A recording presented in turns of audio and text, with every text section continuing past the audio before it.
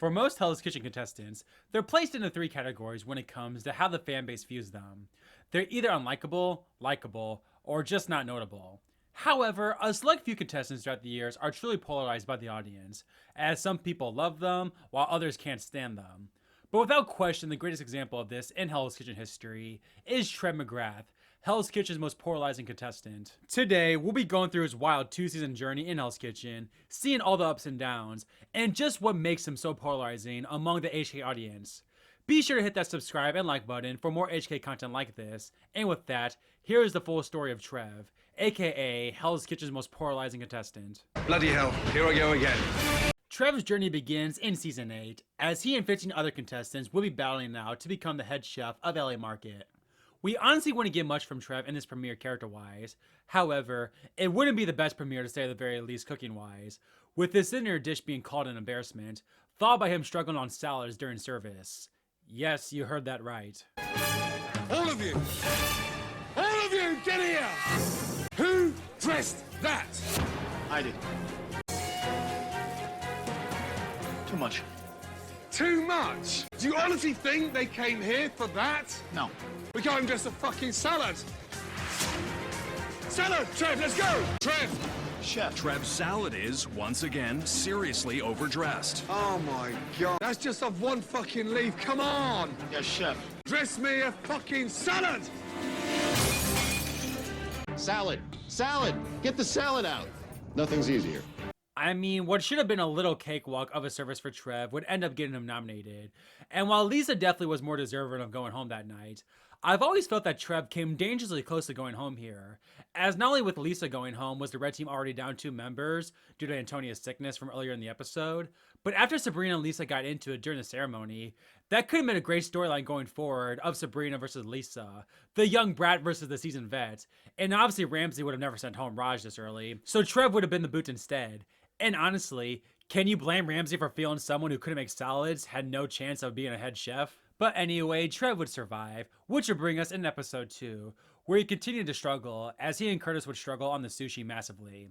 However, in yet another lucky break, despite obviously struggling, Ramsay would put Curtis on the sushi station that night instead of Trev, and he simply did this knowing that Curtis would be an easy scapegoat to protect Raj from going home, which again, it very well could have been Trev in that spot. However, after service, Trev would have his first true controversial and character moment of the season, as he would nominate Boris for pushing him out of the way during service. One thing I did notice tonight, when Boris kind of shoved me out of the way and started doing the fucking scallop, Boris didn't really enter my mind, but then as soon as his name started getting mentioned, I started thinking about all the things. He did try and muscle me out of my own station today. Trev, second nominee, and why? It's Boris. Why? He shoved me right off of the scallops tonight, and he thinks he's Superman and he can do everything. I mean, just very odd reasoning here, as Trev literally went away from the team's consensus to pick Boris for very petty reasons. But anyway, despite trying to save him, Curtis would still be indeed the one to go home, making that 2 straight episodes where Trev honestly got very lucky, as he could have very well been the boot both times. But that would bring us in episode 3. Of course, one of the most infamous episodes in Hell's Kitchen history due to Raj. But Trev was also a big part of this episode as well, as he went from 0 to 100 real quickly when it came to Raj. Somebody's got to get him in line, and you guys aren't getting through to him. He seems to listen to me. Raj listens to you? One of the few guys that hasn't yelled and screamed at him. If I can just get Raj to focus, I will. We need to learn to work with the tools that we're given. You have to handle him with kid gloves, though. Yes. Don't be scared, Raj. Jump in. It was. Everybody's polishing. You're just kind of standing there blowing it with me. The one guy that had your back, you're blowing it with. Please. Watermarks. Watermarks. Raj, seriously, I mean, can you not see that? Raj, just give up halfway? I just wanted to cover it. Give me the fucking wrap. I've tried everything I can with this big dumb animal, and it's frustrating. It's bullshit that he's even still here. Hey, wait. Obviously, you cooked in shit restaurants for like 30 years. Unfair. What's unfair about it? You suck. Get through that thick skull of yours. Trevor's harassing me for no reason. Oh, you got something against me because I'm older? Go home, Raj. Just go home. Stuff yourself with Twinkies so you have a fucking heart attack on your recliner. Oh, so now you're gonna make fun of my weight. You gotta be good at something, right? Aside from sleeping and fucking eating and running your goddamn jaw, you gotta be good at something. What the fuck have you done so far? You fucking dilly-dally at fucking pastry section. Shut up! The shit doesn't even work. shut up! Shut the fuck up! Or what? Guys, I said shut up! Come on. Or what? Shut. You guys are a bunch of snakes! You fucking snake! Yeah.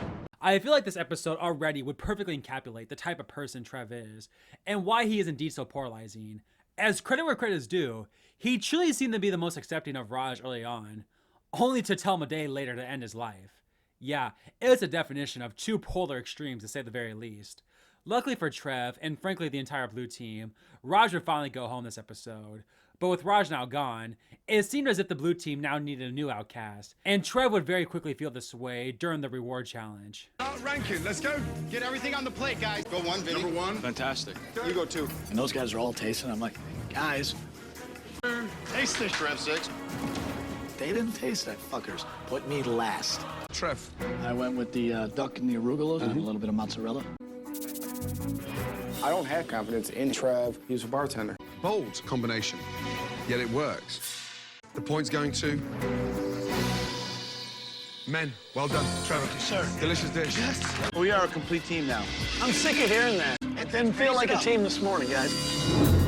If you would have gone first, would you have won? Yeah, I think so. You want to be two? You want to be three? No, I didn't want to be one. I just want to be part of the team. I didn't feel like that this morning. That's all I can fucking do here. Stop thinking the moment. You're being a Debbie Downer. Didn't even taste my shit, though. I was over there like a big kid trying to get into the game. I want to play. Well, I got shuffled to the end of the night, and I fucking stood there like an idiot. What is the fucking won. issue? Holy Christ, you obviously don't have your ears open. Again, another perfect example of Trev here. Like, you truly do feel for him being outcasted in a way and proving his team wrong. But the fact he was so upset about it to the point where he ruined the reward for the blue team would make the average person no longer feel for him in a span of an episode. It seemed the tensions would carry over into the blue kitchen, as they had an awful service. But Trev, for the third straight service, wasn't shown to be messing up. That would bring us in episode 5, where for the first time in Hell's Kitchen history, it would be a clean sweep as the blue team lost all 3 dishes to the red team in a judging from high school students. The blue team were beyond pissed at the kids, feeling like they didn't know what they were truly talking about. But Trev, despite going absolutely apeshit the previous reward, would actually be the one to act the most adult-like in this situation. These are clients of Hell's Kitchen. Stop being disrespectful. Why don't you guys just keep going through me? These guys are just frustrated. For Russell to blow up like that, unacceptable. So you want me to rap like this? Well, it's a good, yeah. Somebody's got to be an adult in this group, and it doesn't seem like anybody else is going to do it. Well, that's what we're looking for. Thank you for being nice. So for the episode 4 reward, a time to enjoy the day, Trev would absolutely lose it. But for the episode 5 punishment, a time where you think Trev would feel the same way with his teammates about everything, and in general be in no jolly mood, made the most of his situation. Truly is so beyond strange, I'll tell you what. However, after another seemingly good service from Trev, Ramsay would begin episode 6 by switching Trev to the red team after he switched Melissa to the blue team, with this obviously being a massive opportunity to step up this season as a true contender, as opposed to just floating around.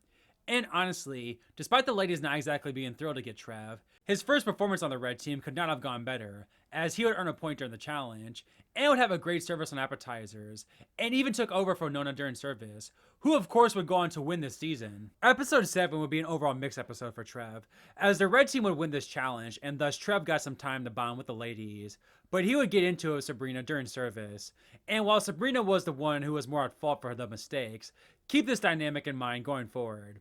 So after a very slow start, Trev had been quietly consistent for some time now, and as we entered the final 9, one could even say he was one of the more likely chefs to win this season, just behind Russell and Julian. However, Trev went from potentially winning to almost not even making it past the final 9 after a dreadful service. Ready to walk? No, You just said ready. I didn't say ready. I got to make the ragu real quick. It doesn't come with ragu, it's salmon. Oh, he's gonna get reamed. And this dude has no clue what's going on. The gnocchis are falling the fuck apart. Trevor's starting to get in the weeds, he's falling behind, and he's sinking us. Waiting on the gnocchi, that's it. Your butternut squash isn't even in yet. Is that going with it? Yes, it's going with. Okay. Garnish, Trevor.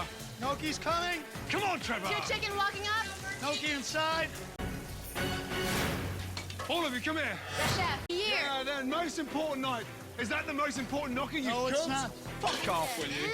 Trev is gone tonight. What do you think? Yeah. What do you need, Trev? He doesn't know what he needs. Does anybody need any help right now? I'm good on apps. I can use a hand over here, definitely. Somebody's on the garnish. 1, 2, 3 of you. Gail, go over there and garnish as well. We may as well. Squash is burning. What's going on? The squash is what? Pull it. Burning. 3 broccolini, 1 squash. 1 squash is in. Where's the fucking broccolini? You have to put the basket down or it's gonna stick. Hey, you come here. I haven't set one garnish out at the same fucking time. Do me a favor. Fuck off that and get some fresh air. So yeah, no other way around it. Trev just completely tanked here, and had the ladies not backed him up, he would have 100% been in the boot this night. However, with the blue team now down a member, Ramsay would give Trev one final chance, sending him back to the blue team. And honestly, Trev's first episode back wouldn't get off to that great of a start, only getting a 1 out of 4 in the blind taste test, ultimately losing to Nona. However, with one last chance to prove himself, Trev would have one of the best and guttiest services in Hell's Kitchen history, having the first ever last man standing performance. Get out!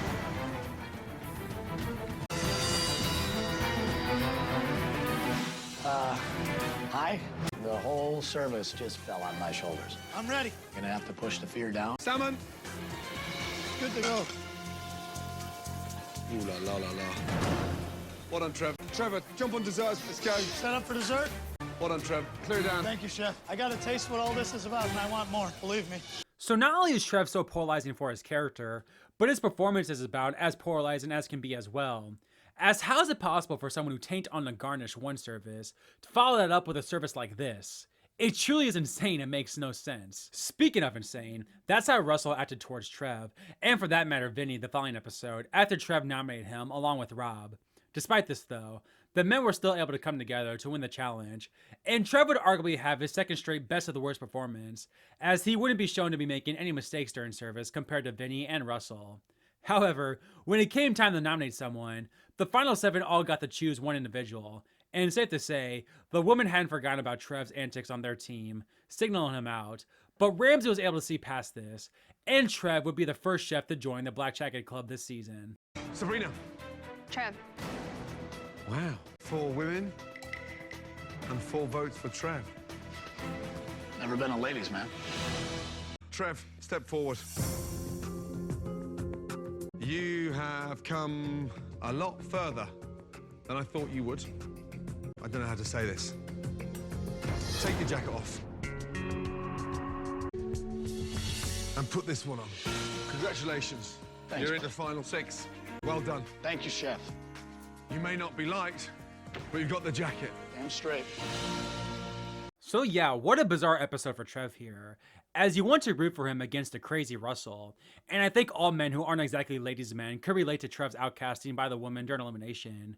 But again, even on an episode where on paper nothing really of note happened to Trev, it ended up being a massive episode all around. But now, it's time for the individual portion of the competition. And again, while it's unlikely Trev is going to win, if he can turn it on in the endgame, he might have a shot on this less than stellar season talent-wise. However, safe to say, Trev's first Black Jacket episode would be a complete disaster, with him making yet another death threat in the process. He says let it go. I let it go. Trevor, you really let it go. I don't know how you make a frog leg look like that, Trevor. You know, because I just didn't know what the hell it was until you told me what it was. I was a little scared at first, frankly. It looks like maybe you put the frog in the blender. You serve me that at the restaurant, I don't know if I want to stay. Wow. The flavor of his dish Honestly, the most positive thing I can say about it, adds insult it's very small. to injury. 31 out of 50. 62 out of 100. I go out of the box, and all they can do is poo-poo it. Right there. I rock on appetizers. Spaghetti? I'm the king of lobster spaghetti. Oh dear. So, pasta's overcooked and it's stewed. Disgusting. Come on, Trev, for 2 spaghetti. 4. 4? Pasta's gonna cook in 4 minutes, Trev. There's pasta in the bag. Stop yelling! You watch your mouth right now. You don't stand over here and scream. Get your shit together and cook a pasta. I just gave you 4.5, 15 seconds ago. Come on. So keep talking. Come on. He's calling for me every 15 seconds. How long on that spaghetti? Just make the fucking salad. How long? Oh, 4 minutes now. 4 minutes. Awesome. Take her off my hands. Take her up back and put a bullet right between her beady little eyes. You two, come here. Look at me, come here you. Less shouting, and how about a little bit more cooking? I'm getting dragged down, yet no one's commanding the section. Sabrina and Trev continue to prove that they can't work together again The rice is too white. and again and again, Come on, you get a fucking grip. with hungry diners waiting. Look, Look, hey, come here. I can see it's not dressed. There you go. Fuck off. Now it's even a salad. That's the lowest of the lowest. More dress. No! Yes. So between getting last in the challenge, being right in the middle of the worst black jacket service of all time, and making yet another awful comment, once again, any sympathy that Trev gathered from the previous episode went all to the wayside here. But hey, every time we think Trev is done for, he usually responds well. And while he didn't win the following challenge, at least he wasn't last, so that's progress. However, for a second straight service, Trev would absolutely tank. Hey, Bozo! Hold on, hey. Just put your finger on that. Where's your passion? Good luck, superstars. Fucking useless. Beef and garnish, she's got your Polarizing prize. Wellington coming on its heels. Yo, bro, it's dead. It's dead. Look at it. It's brown. You want me to shave it? No, you can't sell that. I want you to get 3 more beef because they can't sell. We got 6, and then we got an order for 4. I don't have enough. They're all dead, dude. They're way, way over. 3 fires are gonna take 7 minutes. Y'all ready? Look at it. Look at it. This is dead. It's this dead. is dead. I was trying to make something work. I'm ready to kick him out. Despite this, somehow, some way, Trev would survive this round, which I guess honestly isn't that surprising, as Gale had been on quite the downfall. But nonetheless, Trev's run in a black jacket could literally not have gone off to a worse start. And things would continue to go poorly for Trev, far and away having the worst performance of the final 4. But for the second time this season, he would get bailed out by the other chefs, as the other 3 chefs produced the best service of the season, and thus nobody would go home. And somehow, some way, Trev would BS his way to the final 4 and get a chance to run the pass despite 3 straight awful black jacket services. And again, the past mistakes don't matter now, as if he can pull off a good performance, he could actually get into the final 2. But after failing during services during the black jacket phase, Trev would continue to underperform when it came to leading the kitchen as well, finally putting an end to his wild Season 8 run. So let's go through Trev's run here. Personality-wise, he said some of the nastiest things any contestant has ever said, but at the same time, was also shown to be a great human at times as well when it came to his treatment of Raj early on, and the high school kids. And his run this season performance-wise was so odd as well, as he got off to an awful start, had a great run during the mid-game, only to nearly get eliminated at the final 9, to then follow that up with one of the greatest individual services ever, to getting a black jacket despite being outcasted by Russell and the woman, to having arguably the worst overall black jacket run in Hell's Kitchen history, ultimately finishing in 4th place. You cannot get that much more polarizing personality and performance-wise. However, this would not be the end of Trev in Hell's Kitchen, as he would come back 10 seasons later for Season 18, Rookies vs. Veterans, of course as a veteran. After his less than stellar run to the Final 4 in Season 8, Trev was one of, if not the weakest returning chef of the veterans, as Trev being on the same team with the likes of Kevin and T just seemed so laughable, almost as if he was the Ben of the season, and was just there to be an easy outlier on the veterans to protect some of the big time personalities this season. And honestly, things would go how you would expect for Trev early on, as he nearly screwed up the first service before it even began by improperly scoring the Wellingtons, and then would have a tough night on fish, and would have likely been the boot had the blue team lost. Not only that, but he and Jen felt what we all as fans felt, as they knew they were the clear outliers on the blue team. Luckily, Jen would be the one to go apeshit, get herself ejected, and would be the first veteran gone. But to follow that, Trev would once again piss off sous chef Jockey with a bad prep on eggs, and he and Kevin would have a tough service on meats, getting him nominated that night, but was luckily saved again due to Ramsay switching the teams back to men versus women. However, after a very slow start and seeming like he was not long for on the red team, Trev would actually have a couple of good services, with his episode 6 performance on meats actually getting highlighted. And not only that, but 3 chefs would go home between these 2 episodes, as Chris would withdraw due to mental health, but in far bigger news, Kevin and T would both unbelievably go home in back-to-back rounds. Again, I guarantee you every HK fan on Earth would have bet their life savings that Trev would have gone home at the bare minimum a couple rounds before either T or Kevin went home. But man, all of a sudden, as we enter the mid-game, Trev might not be as easy of a boot as we thought. However, in classic Trev fashion, once things were going well for him, it would all come crashing down, as a bully named Scully would make his experience this season a living hell. Oh shit, what is that? I don't know. Are you allergic? Something is. Okay, you need to just get looked at real quick. Somebody cut and I break, I guess. He's acting like he's about to die. My hands, they're bleeding. Stop acting like a baby girl.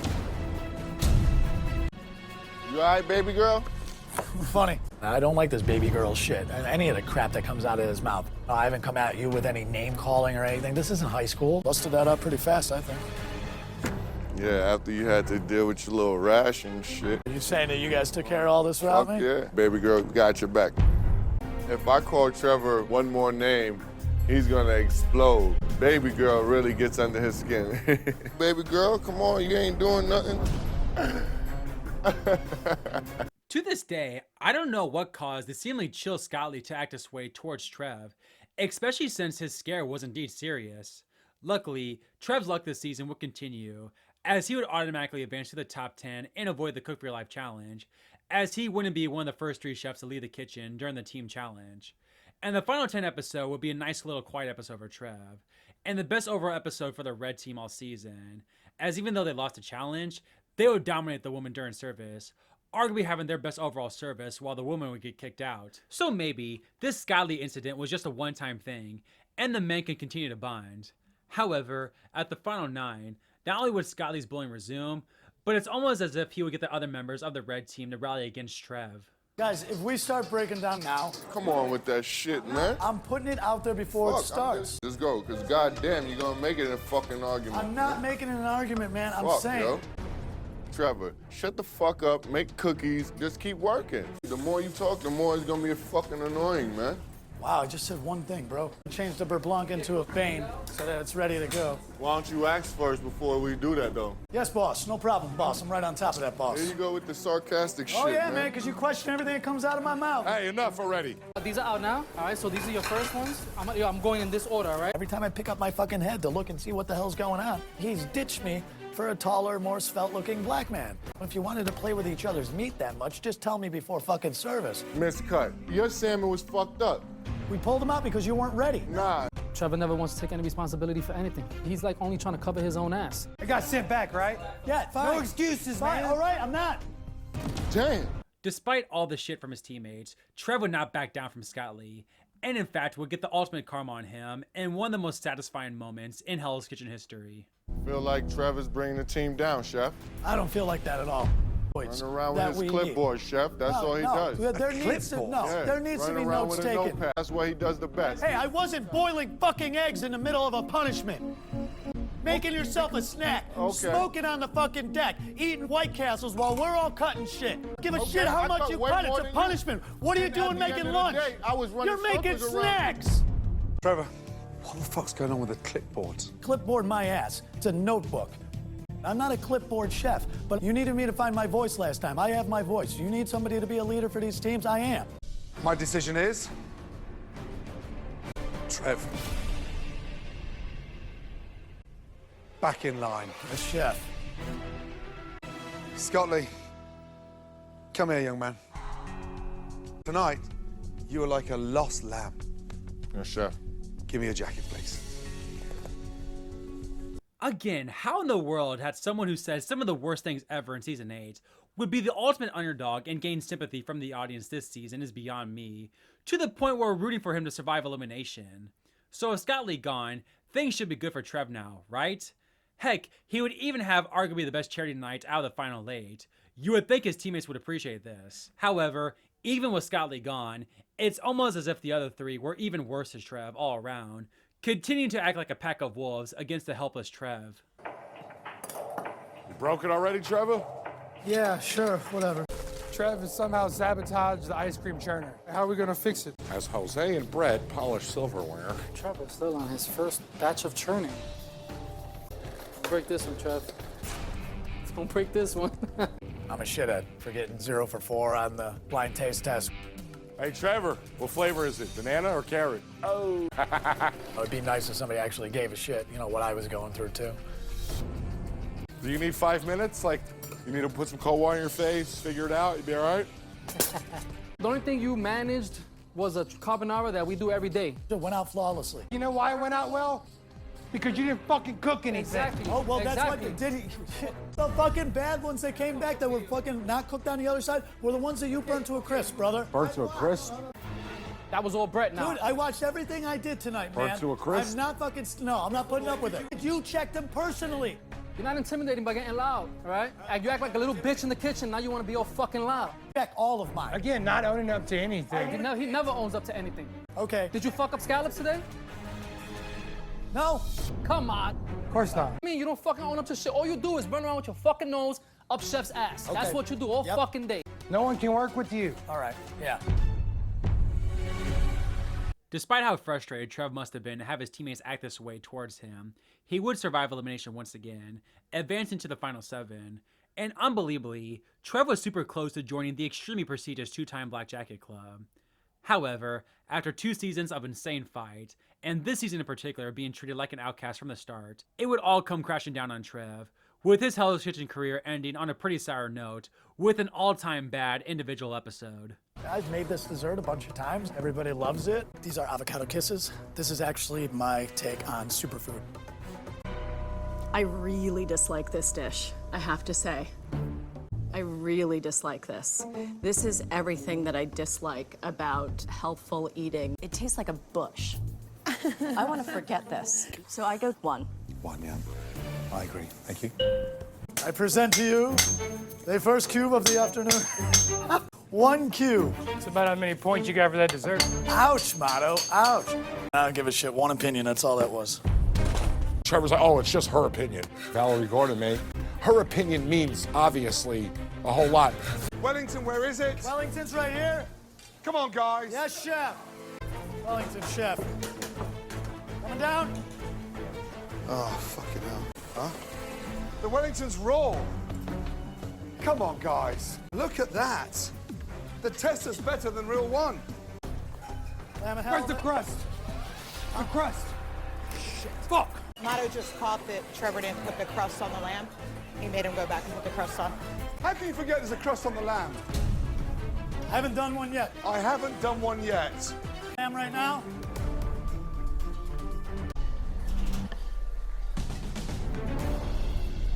The fucking lamb's overcooked.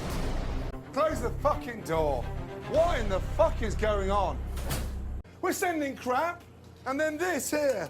That's the biggest fucking insult. There's the fucking lamb. Fuck off. The person leaving Hell's Kitchen is Trev. The last 3 services indicates to me that you are not ready to be my head chef in Las Vegas. Thank you. Thank you. I wish you the best of luck. Always. Thank you. So Trev was already arguably the most polarizing contestant ever after season 8, but him coming back for rookies versus veterans would only amplify this, as while his personality was a lot more tamer this season, Trev, who seemed absolutely primed to be one of the first few boots on the veterans, would outlast some of the greatest chefs in Hell's Kitchen history, and damn near made it to another black jacket, with an overall very respectable 7th place finish. And not only that, but he was the main character of the season, finishing with the most confessionals. And even the biggest of Trev haters had to feel at least a bit bad for him with the way he got treated this season, as not only did the veterans indeed view him as unworthy in comparison, but his treatment by the men, instigated by Scott Lee, was just simply so uncalled for. Some of the worst case of social outcasting in Hell's Kitchen history. Trev truly is something, as a seemingly on paper bland looking chef who could have been the first boot on both seasons, would end up being a massive character on each season, but most importantly, a polarizing one as well. And he will likely always remain as Hell's Kitchen's most polarizing contestant. So there you have it, guys, the full story of Trev McGrath. Let me know which side you are on when it comes to Trev in the comments below, and be sure to hit that subscribe and like button, and I'll get you more HK content just like this. With all that said, take care everyone, and I'll see you next time. Get out of there.